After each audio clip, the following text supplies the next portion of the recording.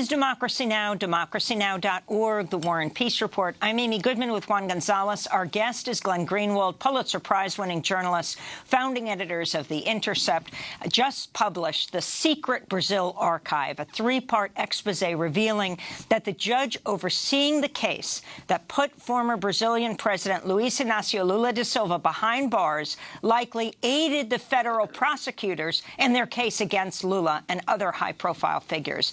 Lay out what you found in this three-part report, Glenn, and how it's rocking Brazil right now.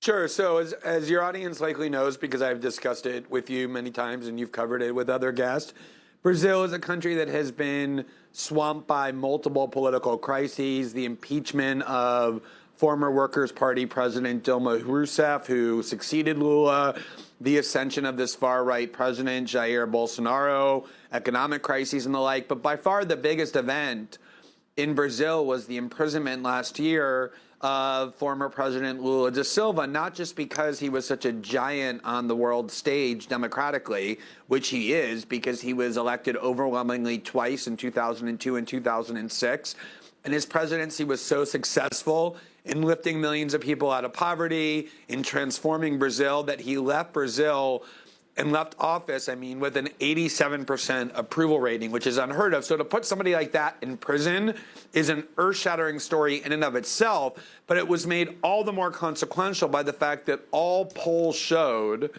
that Lula, who was running again for president last year, he was term limited out of office the first time, was the overwhelming favorite, was the massive front runner, was ahead by 20 to 30 points in every poll, including ahead of Jair Bolsonaro. And so to imprison Lula meant that he was rendered ineligible under the law to run, and that's what paved the way ultimately for Jair Bolsonaro's ascension to control over Brazil, which is the fifth most populous country in the world with massive oil reserves and the most important environmental resource on the planet, which is the Amazon, all of which is now in the hands of Jair Bolsonaro. This was done by a task force of prosecutors and a judge, Sergio Moro, who have basically been turned into superheroes, into deities by the Brazilian press and by the world press. Sergio Moro was heralded around the world as some great figure. He was named to the Time 100 list in 2016 and went to the gala in New York. He had a huge profile on him on 60 Minutes that was a puff piece, basically turning him into this noble anti-corruption figure. And there's been almost no questioning of anything that they've done, even though they've been using highly questionable practices. Here in Brazil, there's been a long time suspicion that they, in fact, were abusing their powers for political ends, that what they really were right-wing ideologues and operatives who were abusing the law to destroy the Workers' Party, one of the only left-wing parties in the entire democratic world that has dominated politics in a major country and has succeeded in anti-poverty programs, in order to usher in the pro-right faction into power, that they were abusing the law to basically put the leaders in prison to destroy the party. They've always vehemently denied this. They've said, we have no ideology, we have no party preference, we don't care who wins elections, we're only neutral judges and prosecutors applying the law. The archive that was provided to us by our source, this massive trove of secret documents about their internal communications, about their internal actions, their chats, their audios, their videos, an archive that, as I've said, is bigger in size than the Snowden archive was, which until that point was the largest leak in the history of U.S. journalism, bigger than that, finally enables us to see the truth about what they really did. And the three stories that we published on Sunday, the reason they've shaken Brazil to the core is because Sergio Moro, after Bolsonaro won, thanks to Justice Moro putting Lula in prison, became the second most powerful person in Brazil because Bolsonaro created what he called a super justice ministry that Sergio Moro now runs. He's the justice minister of the country. It's like being an attorney general, but on steroids, controlling all law enforcement, surveillance, police actions. And what this material shows are three key things. Number one, it shows that inside the prosecutor task force, they were talking openly about how they wanted to make sure that the Workers' Party lost the election. And we can talk about the specifics, but in particular, there was a judge who authorized Lula to give an interview from prison 12 days before the election, and they panicked, and they said, we need to stop this, because if Lula is allowed to be heard from, there's a good chance he will make PT win the election, and we need to put a stop to this. They said they were praying every day that PT doesn't return to power, PT being the Workers' Party. So this 5-year claim that they had, we don't have any preferences for parties, we don't care who wins elections, was an absolute lie. They were talking openly and explicitly about how their top priority was making sure PT didn't win the election, exactly what people have been accusing them of. Secondly, just like in the U.S., a judge is required to be neutral. A judge can't favor one side or the other. And there's long been a suspicion that Judge Morrow, when he was ruling on these cases, like finding Lula guilty, finding other left-wing leaders guilty and people from other parties guilty, that he was in fact collaborating in secret with the prosecutors to design the case. They vehemently and angrily denied this accusation. The head of the prosecutorial task force, who's a national hero in Brazil, Delton Dallagnol, wrote a book in which he said, these accusations are outrageous, they're disgusting. We have video of Judge Morrow being asked about this, and he was so angry about it that he actually scoffed at it with a smile, saying, people talk about this as though it's Judge Morrow's prosecution or Judge Morrow's strategy. He said, people don't understand. Judges in Brazil have no role in prosecuting people. Our value is one of passivity. We simply listen to both sides, listen to the evidence, and make decisions. What the conversations that we publish show between Judge Morrow and the head of the prosecutorial task force is that Judge Morrow, in fact, was constantly directing, constructing, designing the entire prosecution, screaming at them when they were doing things that he thought were wrong, telling them how to better fortify the case, not just against Lula, but against other people. He was basically the commander of the prosecutorial team, and then walking into court as though he were sitting judging Lula's case and others as a neutral arbiter. So everything that they vehemently denied to the public they were doing, in fact, they were doing for years, as these documents show. And then the third key revelation, as you said, is that the specific case for which they prosecuted Lula, namely the charge that he had received what they call a triplex apartment in order to make it sound very glamorous, when in fact it's kind of run down and shoddy, and Lula had the capability to buy it 100,000 times over if he wanted. But the charge was he received this triplex apartment and renovations to it in exchange for helping this construction company get contracts, that they knew themselves 3 days before they indicted him that they didn't have the evidence sufficient to show his guilt or even to justify why this case belonged with them. But they just decided they were going to go forward anyway because they knew they had a judge in Judge Morrow, now Minister Morrow, single-mindedly devoted to the goal of imprisoning Lula, and not just imprisoning him, but doing so in time to make him ineligible to run for 2018's election out of fear that PT would win the election. So the consequences of this revelation have been enormous because Moro, as I said, is the second most powerful person in Brazil after Bolsonaro, but he's by far the most respected person, or at least was the most respected person.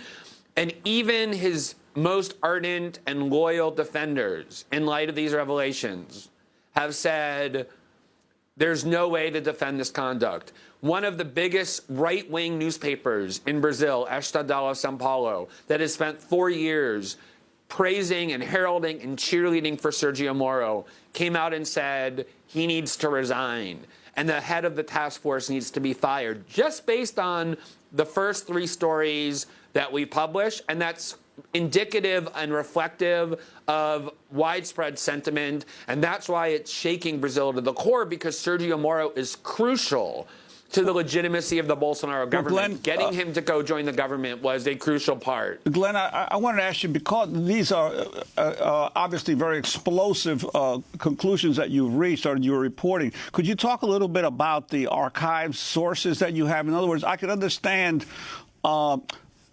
the cell phone text, let's say, between different parties involved in this being leaked. But you were even talking about audio. How was the audio compiled? Were these people taping their own conversations? Or could you discuss a little bit the nature of the documents that you have?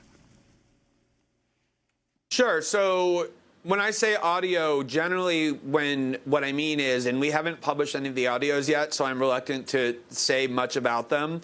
But when I say audios, typically what I mean is not that they were taping their own conversations, but that they often communicated with one another using apps on telephones that enable you to either type out messages to people, to you text messages to people, or you can leave voicemail messages for people, essentially. So instead of typing some long message, you just click microphone on your telephone, you speak as a monologue, and you leave a message that way on somebody else's phone, which is a very common thing to do for people who use WhatsApp or Telegram or Signal. Those are the kinds of audios that I'm talking about. But because oftentimes, especially for complicated matters, you don't want to type huge paragraphs, you just want to speak, much of their communications, although it's not really technically taped, you end up getting a huge part of their conversation because they're speaking to one another in 1, 2, 3 minute monologues back and forth to one another. Those are the kinds of audios we have. So I wanted to turn to a video you tweeted Monday of Sergio Moro speaking in 2016. He was a federal judge at the time. Vamos colocar uma coisa muito clara, né? Que se ouve muito por aí. Let's make something very clear. You hear a lot about Judge Moro's investigative strategy. I often say the public prosecutor's office, the federal police, and the subsidiary bodies are the ones responsible for that. I don't have any investigative strategy at all. The people who investigate or who decide what to do and such is the public prosecutor and the federal police. The judge is reactive. We say that a judge should normally cultivate these passive virtues. And I even get irritated at times. I see somewhat unfounded criticism of my work saying that I am a judge, investigator. I say go ahead and identify them. In my judicial decisions, a decision where I determine the production of legal proof without provocation. At most, I put together some documents for the eventual testimony of a witness. In this large hall of criminal cases, that's practically nothing. And now I want to turn to former Brazilian President Luiz Inácio Lula da Silva in his own words, appearing on Democracy Now! In March 2018, just before he was jailed. Now, if my innocence is proven, then Judge Moro should be removed from his position, because you can't have a judge who is lying in the judgment and pronouncing as guilty someone who he knows is innocent. He knows that it's not my apartment. He knows that I didn't buy it. He knows that I didn't pay anything. He knows that I never went there. He knows that I don't have money from Petrobras. The thing is that because he subordinated himself to the media, I said in the first hearing with him, you are not in a position to acquit me because the lies have gone too far. And the disgrace is that the one who tells the first lie continues lying and lying and lying to justify the first lie. And I'm going to prove that he has been lying. So that is now jailed former President Lula Inácio da Silva. The Brazilian Bar Association has called for Moro to be suspended and for all prosecutors involved in the scandal to be disbanded. Yet, as you've pointed out, Bolsonaro made him a kind of super justice minister, bringing together the functions of law enforcement, surveillance, and investigation, which were distributed to several ministries, all under Moro's super justice minister position, making him, as you pointed out, Glenn Greenwald, the second most powerful person in Brazil now. So what happens? So it's so fascinating because the story reminds me so much of the Snowden story in so many ways. One way, remember that the Snowden story essentially began when Snowden heard James Clapper go before the Senate and just look at them and just lie to their faces when he was asked, are you collecting data about millions of Americans. And he said, no, sir, we're not doing that. We have no such program. And it was shocking to Snowden to watch somebody in that high of a position so sociopathically lie. And that's the thing that finally drove Snowden to decide with finality, I need to show the truth. That's the same reaction I have when I listen to Judge Morrow look in the cameras and say, I get irritated at the notion that I have any involvement in the prosecution when I've now read all of the years worth of documents and conversations that a lot of which we publish and will continue to publish, showing that he did exactly what he looked at the camera and with this smirk and just so smugly denied. It's just amazing, even though I guess it shouldn't be, the willingness of people in these high positions of authority to so sociopathically lie about what it is that they do. And then the second issue is, just like in the Snowden story where people for years suspected that the NSA was spying but were called conspiracy theorists or paranoid people, and then the evidence proved them right, everybody, or a lot of people in Brazil have long said what Lula said, namely that Moro got into a position where he was forced to convict Lula, where he was single-mindedly obsessed with it, that the Brazilian elites were demanding that of him, and therefore he was willing to do anything, including breaking rules, breaking laws, in order to make that happen. They were called conspiracy theorists, they were called paranoid, they were called left-wing liars and ideologues who were only saying that to protect their leader. And as it turns out, what Lula said in that interview is absolutely right. And of course, the conviction that Sergio Moro issued, notwithstanding the fact that it was very quickly, very strangely quickly affirmed by an appellate court in time to make him ineligible to run, is now called into doubt because we know, because we've all seen the evidence, that the process that led to his conviction was deeply and inherently corrupted in the most basic way, because the person who found him guilty was doing exactly that which judges are prohibited from doing. And the Supreme Court will now decide whether that conviction can be maintained in light of what we've shown. And Glenn, I want to ask you in a broader sense, this whole issue of corruption in government and prosecutors removing or being able to jail or remove elected officials or key political leaders. Clearly, in a democracy, there's in an industrial Western democracy, there's two ways to remove a leader. You vote them out of office, or you get them indicted and jailed and removed that way. To what extent is this a signal to people around the world and other countries about the kind of skepticism that you should have about investigations coming at the top leaders? And of course, I'm sure there are people in the Trump supporters here in this country who would point to the FBI agent Peter Strzok and Lisa Page, the FBI counsel, as they were attempting to help remove Trump from office. But to what degree is this a warning for people in other countries to be wary and skeptical, even in the face of what seems initially to be damning evidence against a political leader? Yeah, I mean, look, Juan, as you guys know, I've been one of the people, along with Noam Chomsky and Matt Taibbi and a few lonely others on the left, who have been skeptical of the Russiagate story, in part because we know that these agencies have a long history of lying. And the FBI and the CIA and the NSA in the U.S. were vehemently opposed to Donald Trump and wanted Hillary Clinton because they trusted her much more. And so there was a concern always on my part that they were abusing their prosecutorial powers to interfere in our domestic election in the United States in order to help the candidate they wanted to win and hurt the candidate that they wanted to lose. There were other factions in the FBI, by the way, who wanted Donald Trump to win desperately and did their own abuse of power to hurt Hillary Clinton's chances and help Donald Trump win. So there were two different factions inside these law enforcement agencies interfering in the U.S. election by abusing their power to help the two candidates they preferred, which is an incredible, that was the real meddling. That was dangerous in the 2016 election. And of course, the parallel is very clear, which is that in Brazil, since 2002, the center-right, the oligarchical class, which, by the way, got kind of comfortable with Lula and PT, but nonetheless still wanted the center-right to be in power. And I asked Lula about that. Why would the elite be so opposed to you when the elite thrived under your presidency? Even though you lifted millions of people out of poverty, you weren't a socialist, you weren't Castro, you weren't Chavez.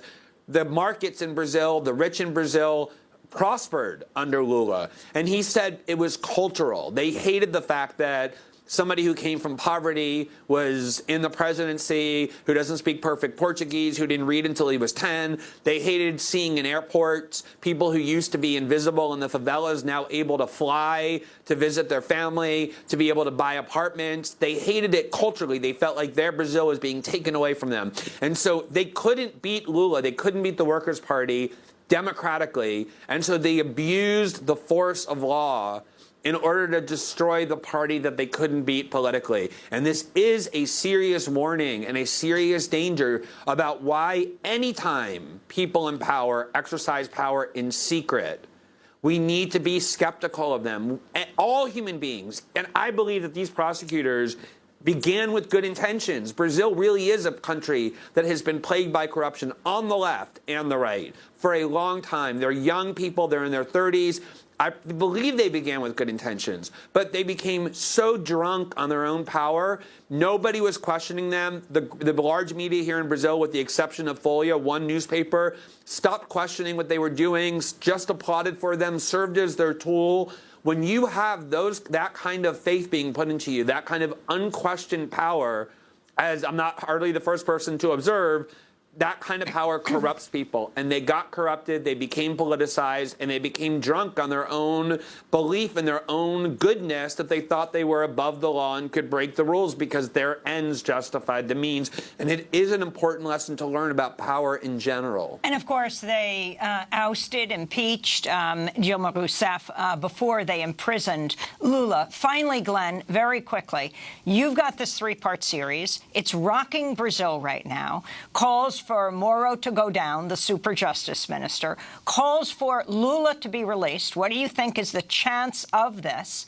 And finally, you're saying this is larger than a Snowden cache of information. You have much more information that you haven't released. What are you doing with it?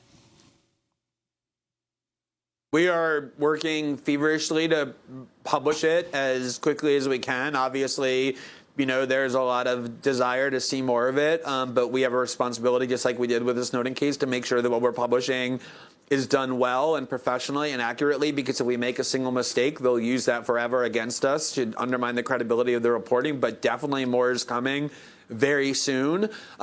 So when you ask what's going to happen with Moro, what's going to happen with Lula, a lot of it depends on how good of the reporting we do and how much more we show, which we have a lot more to show. But I believe even with just what we've shown, I'm not saying Sergio Moro is about to be put out of office because he still has the support of Bolsonaro. He's still crucial to the government.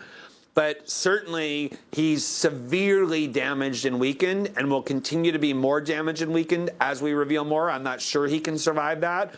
But I do think there's a good chance that the Supreme Court will say that the conviction of Lula da Silva was a byproduct of so much impropriety that we cannot let it stand, that at the very least, he needs a new trial and needs to be let out of prison while this new trial proceeds. Glenn Greenwald, we want to thank you for being with us. Pulitzer Prize-winning journalist, one of the founding editors of The Intercept, has just published The Secret Brazil Archive. We'll link to it at democracynow.org.